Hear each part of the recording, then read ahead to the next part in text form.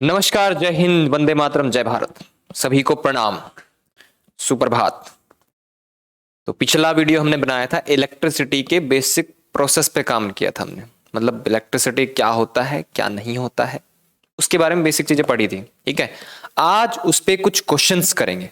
ठीक है, तो मैं हूं सौरभ सिंह, मैं आपको इलेक्ट्रिसिटी फिजिक्स साइंस का एक पार्ट फिजिक्स करवाने वाला हूं। ठीक है, एसएससी बैच के लिए। तो चलिए शुरू करते हैं क्वेश्चंस। चलिए चलिए पहला प्रश्न आपके सामने, केबीसी पहला प्रश्न। Work of 14 joule is done to move 2 coulomb charge between 2 point on a connecting wire. क्या कह रहा है भैया? 14 जूल वर्क करना पड़ा किसको? इसको मूव 2 कूलम्ब चार्ज को मूव करने के लिए कितना? 14 जूल काम करना पड़ा। W equal to 14 joule. क्या है? 14 जूल।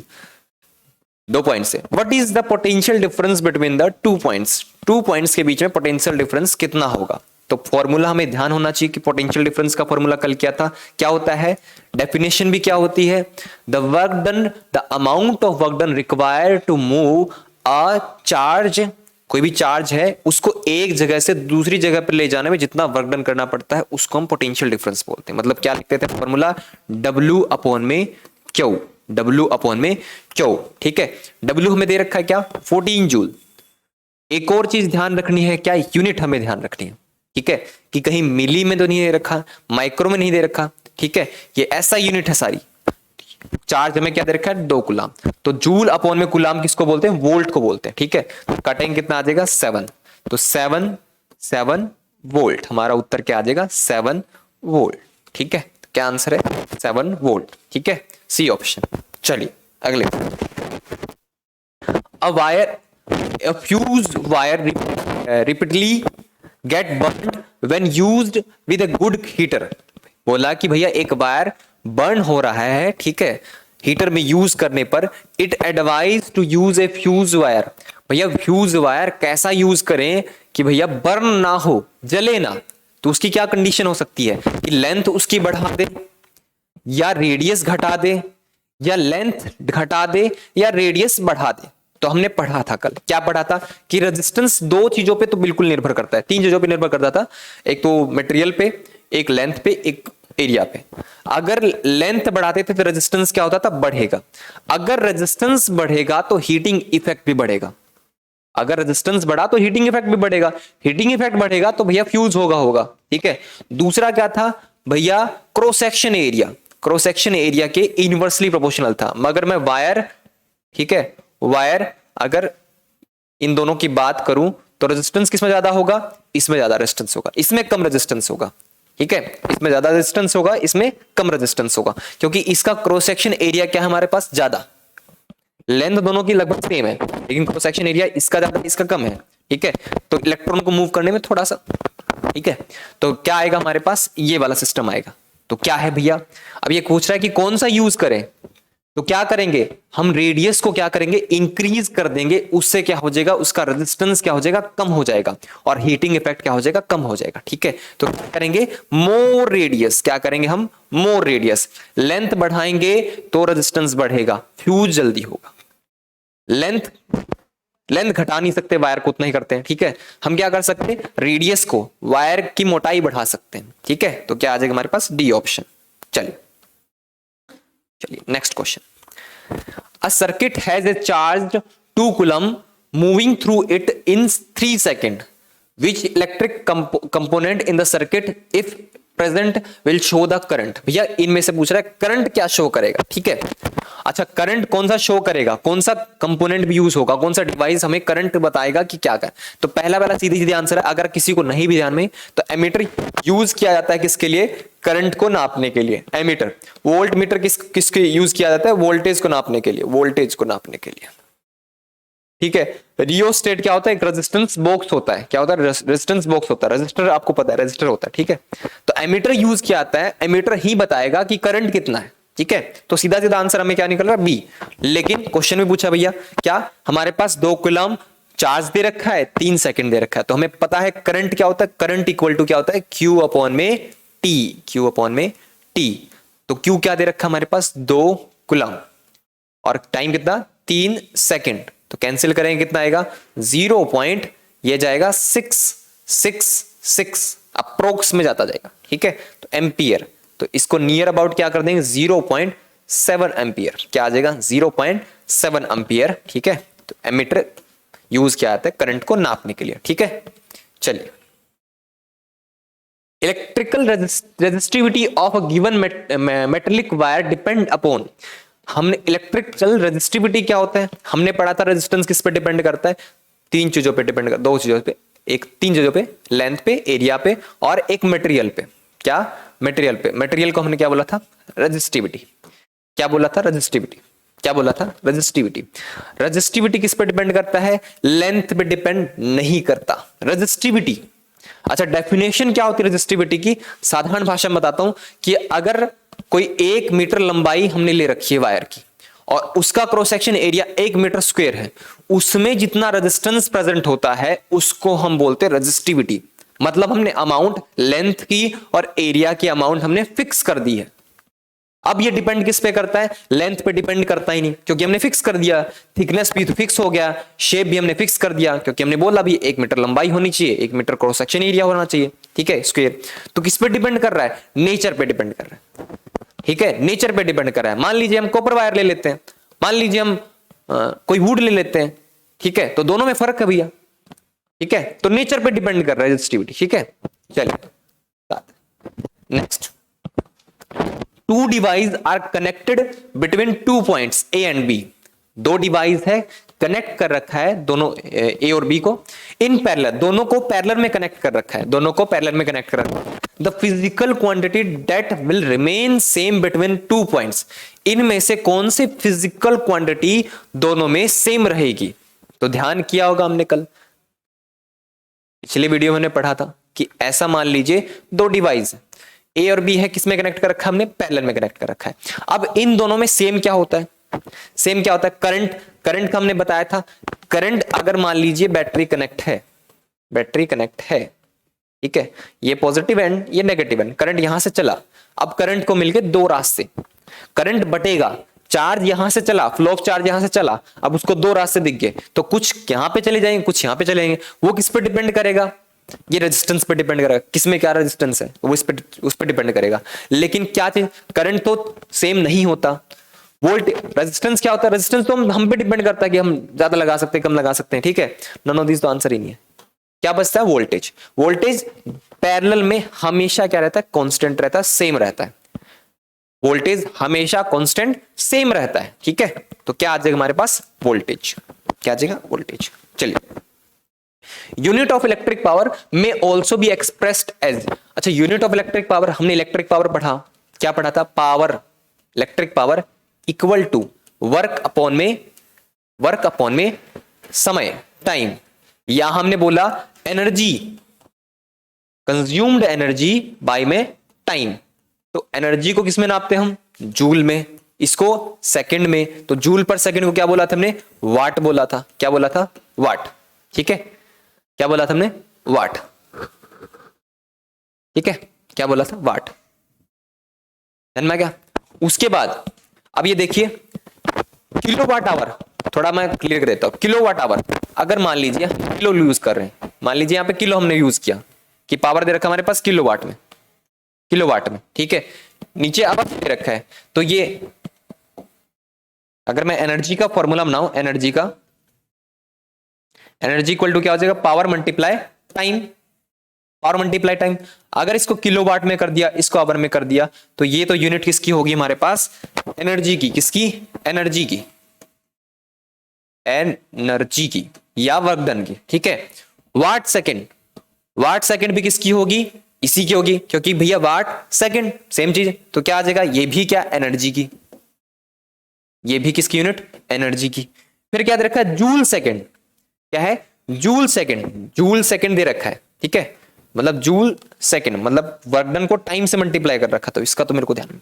अब आते हैं वोल्ट एम्पियर। अब ये वोल्ट एम्पियर क्या होता है, हमने पढ़ा था, क्या पढ़ा था, पावर इक्वल टू, एक और चीज पढ़ी थी हमने, क्या, V इंटू आई, क्या पढ़ा था, V इंटू आई, कैसे ड्राइव ही किया था हमने, कैसे, वर्क डन W अपॉन में T क्या बोल रहे हैं, P बोल रहे हैं, ठीक है। अच्छा V को क्या बोल सकते हैं, W को क्या बोल सकते हैं, V अपॉन में सॉरी VQ अपॉन में T, और ये क्या हो जाएगा हमारे पास VI। तो हमारे पास क्या है, वोल्ट मल्टीप्लाई एम्पियर, क्या आ जाएगा हमारे पास वोल्ट मल्टीप्लाई एम्पियर। तो कौन सी यूनिट आ जाएगी हमारे पास, A option, volt ampere electric power की एक और यूनिट होती है, ठीक है। चलिए next question, what is the relation between resistance and current और रेजिस्टेंस के बीच में क्या रिलेशन है। हमने ओम्स लॉ पढ़ा, ओम्स लॉ में क्या था, V directly proportional to I।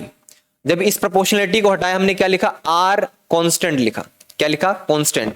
अगर मैं इसको इधर करूं तो क्या आ जाएगा, V अपॉन में R इक्वल टू I, मतलब ये रिलेशन बन रहा है हमारा, I इक्वल टू, या कहूं R equal to V upon में I, ठीक है। तो they are directly related to each other, बिल्कुल नहीं, डायरेक्टली है ही नहीं। डायरेक्टली कौन सा रिलेटेड है, ये दोनों रिलेटेड है, ये इनसे रिलेटेड है, इसको डायरेक्टली बोलेंगे। They are inversely related to each other, हाँ ये आता है कि इनवर्सली है। इनवर्सली का मतलब क्या, एक बढ़ेगा तो दूसरा घटेगा, ठीक है, उसको बोलते हैं इनवर्सली। डायरेक्टली क्या है कि भैया एक बढ़ा रहे हैं तो दूसरा भी बढ़ेगा, उसको बोलते हैं डायरेक्टली। इनवर्सली कौन सा, एक बढ़ाने पर दूसरा घट जाए। मान लीजिए मैं इसको बढ़ाता हूं तो ये क्या हो जाएगा, घटेगा, ठीक है, ये क्या हो जाएगा, घटेगा। तो हमारे पास क्या आएगा, बी ऑप्शन, क्या आएगा, बी ऑप्शन, ठीक है। चलिए, the resistance whose VI graph is given below, ठीक है। हमारे पास VI ग्राफ दे रखा है, वोल्टेज दे रखा है हमारे पास, ठीक है, इधर वोल्टेज दे रखा है और इधर I दे रखा है, ठीक है।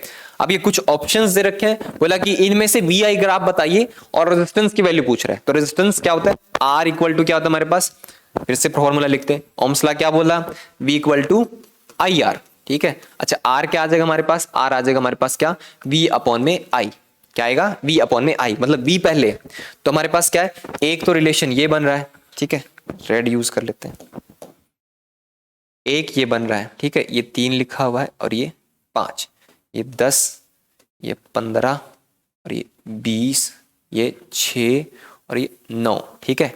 तो एक ये बन रहा है, एक हमारा बन रहा है ये वाला बन रहा है, एक बन रहा है हमारा कौन सा, ये वाला बन रहा है, ठीक है। मतलब ग्राफ देखें तो ये वाला बन रहा है। तो एक वैल्यू क्या आ रही है हमारे पास, एक वैल्यू आ रही है हमारे पास 3/5, दूसरी वैल्यू क्या आ रही है हमारे पास 6/10, उसके बाद वैल्यू क्या आ रही है 9/20, क्या आ रही है 9/20, नहीं सॉरी 9/15, 9/15। इसको काटेंगे तो क्या आएगा हमारे पास, ये 2 से कट रहा है हमारे पास, तो कितना आएगा 2 3 और ये 5, ये काटेंगे तो 3 और ये क्या है 5, तो मतलब आंसर क्या आ रहा है 3/5, क्या आएगा हमारे पास 3/5 ओम, ठीक है, 3/5 ओम। चलिए, the temperature of conductor is increase, अगर टेम्परेचर बढ़ाए कंडक्टर का, ठीक है, टेम्परेचर बढ़ाने पर the graph best showing the variation of its resistance, तो रेजिस्टेंस का टेम्परेचर का ग्राफ कौन सा सही होगा, इसमें आपको दिख रहा होगा 4 ग्राफ दे रखे हैं, तो इनमें से कौन सा सही होगा, ठीक है। कल पढ़ा था हमने, क्या पढ़ा था कि अगर कंडक्टर में क्या कर रहे हैं हम, टेम्परेचर को इंक्रीज करेंगे तो क्या हो जाएगा, रेजिस्टेंस भी इंक्रीज हो जाएगा, क्या हो जाएगा, इंक्रीज हो जाएगा। क्योंकि हमें पता है कि भैया जो कंडक्टर में कंडक्शन होता है वो फ्री इलेक्ट्रॉन के कारण होता है, ठीक है। हाँ टेम्परेचर बढ़ाएंगे तो उसकी काइनेटिक एनर्जी बढ़ेगी, लेकिन टेम्परेचर बढ़ाने से उनका कोलिजन बढ़ जाता है, टकराने लग जाते हैं आपस में। उस टकराव के कारण क्या होता है, रेजिस्टेंस क्रिएट हो जाता है, रेजिस्टेंस बनने पर करंट की वैल्यू घट जाती है, ठीक है, करंट घट जाता है, ठीक है। तो कंडक्टर में तापमान बढ़ाने से रेजिस्टेंस बढ़ता है, करंट कंडक्टिविटी घटती है। सेमीकंडक्टर में तापमान बढ़ाने से, टेम्परेचर इंक्रीज करने से रेजिस्टेंस कम होता है, ठीक है, और करंट बढ़ता है, ठीक है। समझ गए? तो क्या आएगा हमारे पास, इंक्रीज कह रहा भैया, इंक्रीज। तो कौन सा, ये तो आपका डिक्रीज का है, ये आपका इंक्रीज का तो है, लेकिन एक कॉन्स्टेंटली इंक्रीज हो रहा है किसी पॉइंट पर, ये भी नहीं है। ये भी आपका क्या, डिक्रीज का है। तो क्या आएगा, पहला ऑप्शन आएगा, क्या है, इंक्रीज हो रहा है हमारे पास, क्या, इंक्रीज हो रहा है। ठीक है, इंक्रीज हो रहा है। कैसा ग्राफ बनेगा इसका, इंक्रीज। ठीक है, अगर नहीं दिख रहा तो मैं इधर दिखा देता हूं, ऐसा ग्राफ बनेगा। ठीक है, टी का और ये आर का, तो ऐसा ग्राफ बनेगा। ठीक है, ये ग्राफ बनेगा। ठीक है, चलिए। A boy record that 4000 joule of work is required to transfer 10 coulomb of charge between 2 points of resistors of 50 ohm. The current passing through it. बड़ा लंबा क्वेश्चन, ठीक है, आसान से। The boy record the 400 joule of work. उसने क्या record किया भाई, 400 जूल, सॉरी 4000 जूल। तो वर्क हमारे पास क्या, वर्क हमारे पास 4000 जूल आ गया। ठीक है, वैल्यूज लिख देते। रिक्वायर टू ट्रांसफर, उतना रिक्वायर पड़ा ट्रांसफर करने के लिए 10 कुलाम चार्ज को। तो चार्ज की वैल्यू 10 कुलाम चार्ज। ठीक है, 10 coulomb charge between 2 points, 2 point के बीच में, जिसमें रजिस्टर कितना दे रखा था, रजिस्टर की रेजिस्टेंस दे रखी है हमारे पास कितना, 50 ओम। तो क्या पूछा है भाई, the current passing through, the current कितना निकलेगा। तो भैया इससे हम क्या निकालेंगे, V निकालेंगे। V क्या होता है हमारे पास, W अपॉन में Q। ठीक है, वर्क डन अपॉन में चार्ज। तो क्या आ जाएगा, 4000 डिवाइड बाय 10। तो 1 0 से 1 0 कट गया, कितना आ गया, 400। क्या आ गया हमारे पास, 400 वोल्ट आ गया। ठीक है, करंट क्या होता है, करंट होता है हमारे पास क्या, V अपॉन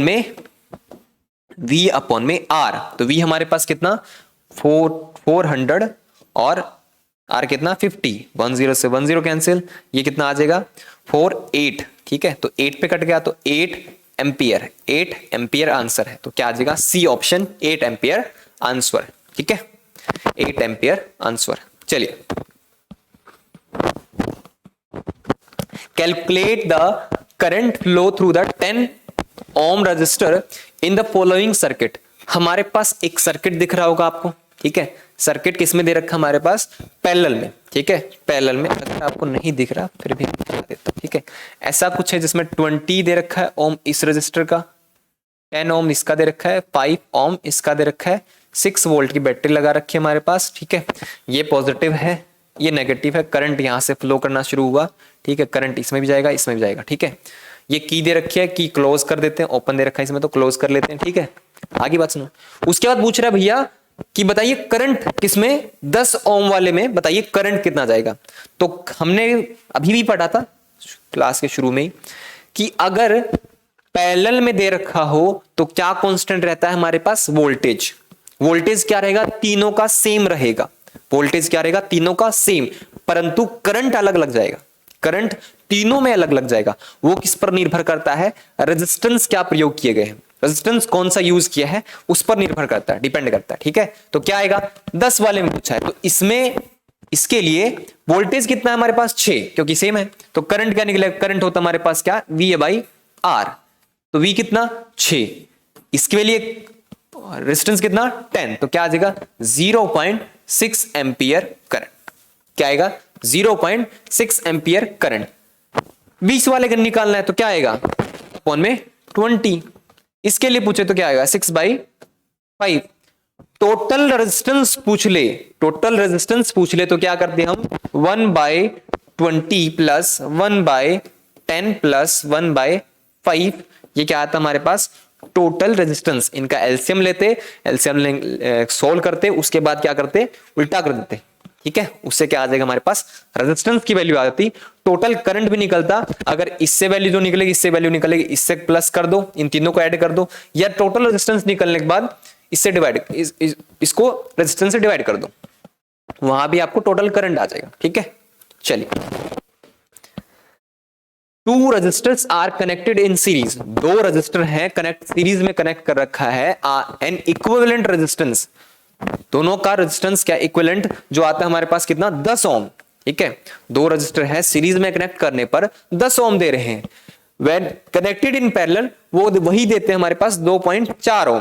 ठीक है, then the individual resistor are, भैया 2 दे रखे हमारे पास। ठीक है, मान लीजिए सीरीज में कनेक्ट करने पर क्या हो रहा है, 10, तो हमारे पास क्या है, 5 दे रखे, 5 5 5 और 5, ठीक है, यहाँ पे है, ये भी 10 आ गया हमारे पास। सीरीज में क्या करते हैं, सीधा ऐड कर देते हैं, 6 और 4 10, ये भी आ रहा है, ठीक है, 7 4 11, भैया ये ऑप्शन गलत ही है।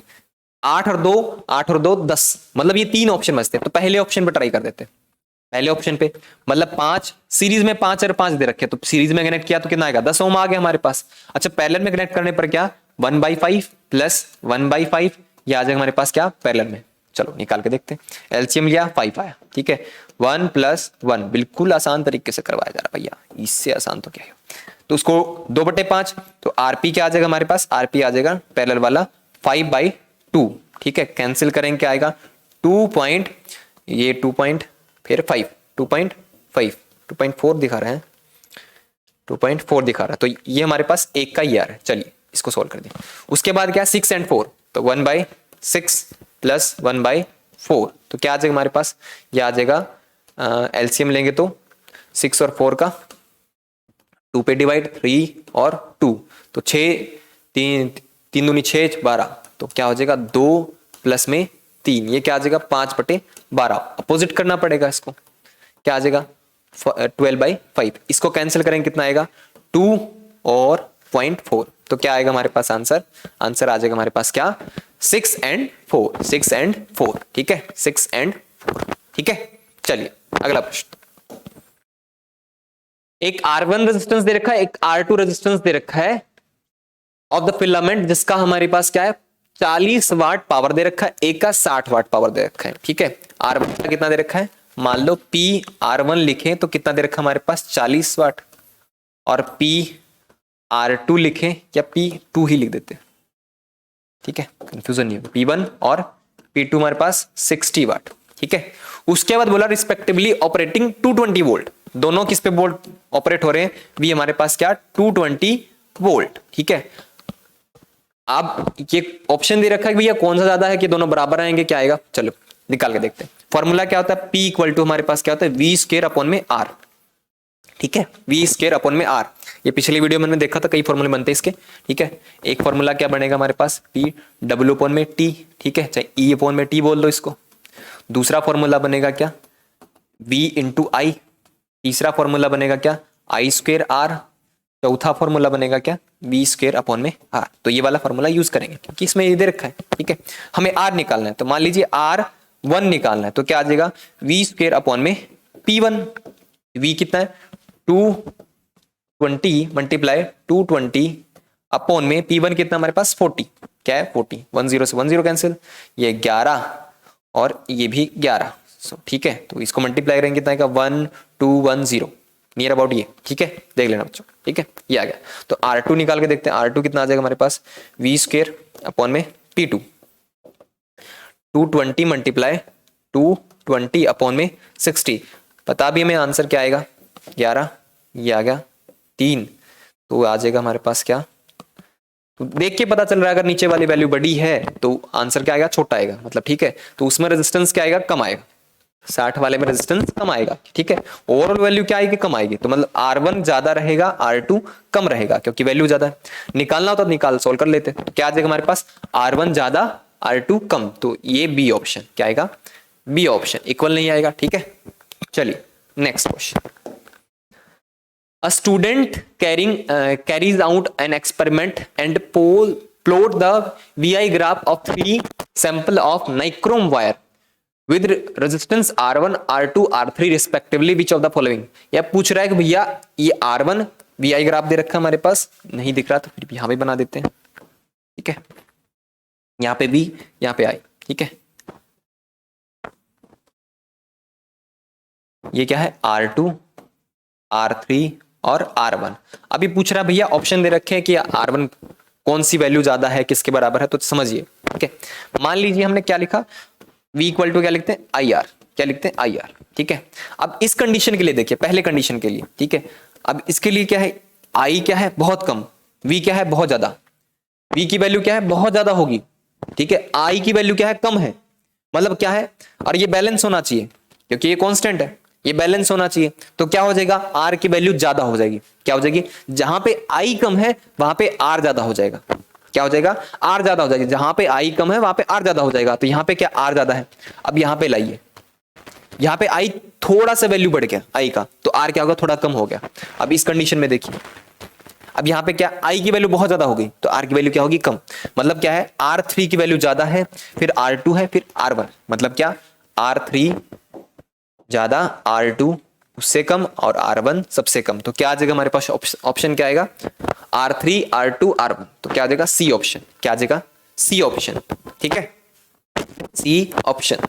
चलिए, an electric circuit 2 resistor of 2 ohm and 4 ohm, ठीक है, 2 ohm and 4 ohm are connected in series of to 6 volt. भैया 2 रजिस्टर दे रखे हैं, सीरीज में कनेक्ट है, लिख देते हैं, डायग्राम ऐसा बन रहा है, एक 2 ओम का, एक 4 ओम का, और ये 6 वोल्ट की बैटरी, ठीक है, plus minus. The heat dissipated by the 4 ohm resistor in 5 second, 4 ohm resistance से 5 सेकंड के लिए कितना हीट निकलेगा, ठीक है, वो प्रश्न पूछ रहा है। ठीक है, तो उसके लिए क्या चाहिए, हमें फॉर्मूला पता है भैया, आई का वैल्यू क्या होता है, H equal to I square R T. ठीक है, आई स्क्वेयर आर टी। तो हमें क्या निकालना पड़ेगा, पहले करंट निकालना पड़ेगा, आर तो में दे रखा है, टाइम भी दे रखा है हमारे पास, तो करंट निकालेंगे, कैसे निकालेंगे, सीरीज में दे रखा है तो क्या हो जाएगा, प्लस हो जाएगा, 2 प्लस में 4, टोटल क्या गया 6 ओम, टोटल रेजिस्टेंस 6 ओम।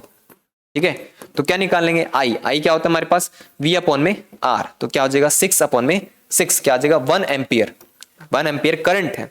ठीक है, अच्छा H निकालना है, तो 1 का स्क्वायर किससे निकालना है, 4 ओम वाले से, तो क्या आ जाएगा यहाँ पे 4, कितने सेकंड के लिए, 5 सेकंड के लिए, तो क्या आ जाएगा हमें 5। ठीक है, तो 1 का स्क्वायर 1, 4 गुना 5 20, तो क्या आ जाएगा 20 जूल, क्या आ जाएगा 20 जूल, आंसर सी ऑप्शन।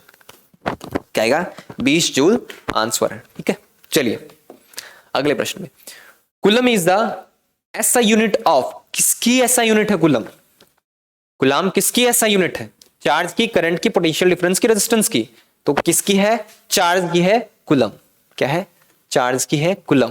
ठीक है, करंट की एम्पियर, किसकी, करंट की एम्पियर, पोटेंशियल की वोल्ट, ठीक है, और रेजिस्टेंस की ओम। ठीक है, चलिए,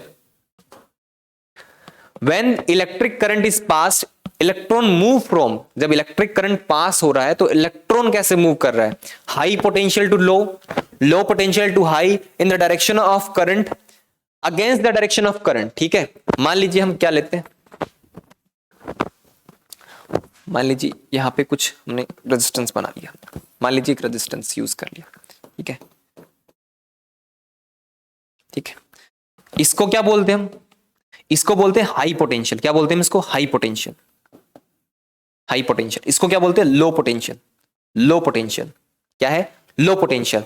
तो क्या पूछ रहा है, द इलेक्ट्रिक करंट, ये क्या पूछ रहा है, electric current is past electron move, ये इलेक्ट्रॉन की मूवमेंट कैसे होती है, तो हम क्या कहते हैं भैया, हमने पिछले वीडियो में बताया था conventional current, electronic current. Electronic current क्या होता है, नेगेटिव से पॉजिटिव, ठीक है, नेगेटिव से पॉजिटिव, इलेक्ट्रॉन की मूवमेंट। ठीक है, इलेक्ट्रॉन कहां मूव करता है, इलेक्ट्रॉन इधर से पॉजिटिव की तरफ आता है।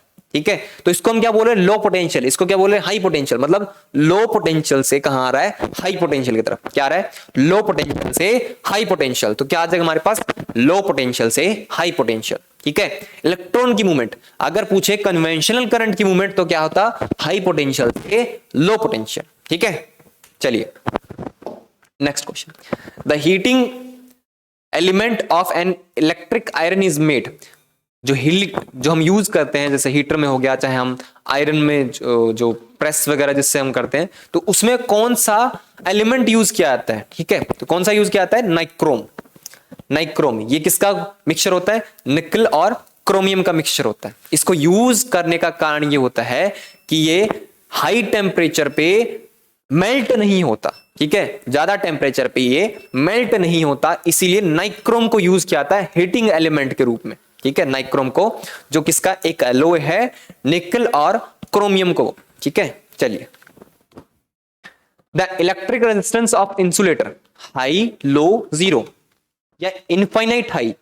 ठीक है, किसका, इंसुलेटर का हाई होता है, कितना होता है क्या क्या बोलेंगे इंसुलेटर का। देखो मैंने हर बार मैं दो की बात कर रहा था, कंडक्टर का और सेमीकंडक्टर का, मैंने इंसुलेटर का जिक्र ही नहीं किया।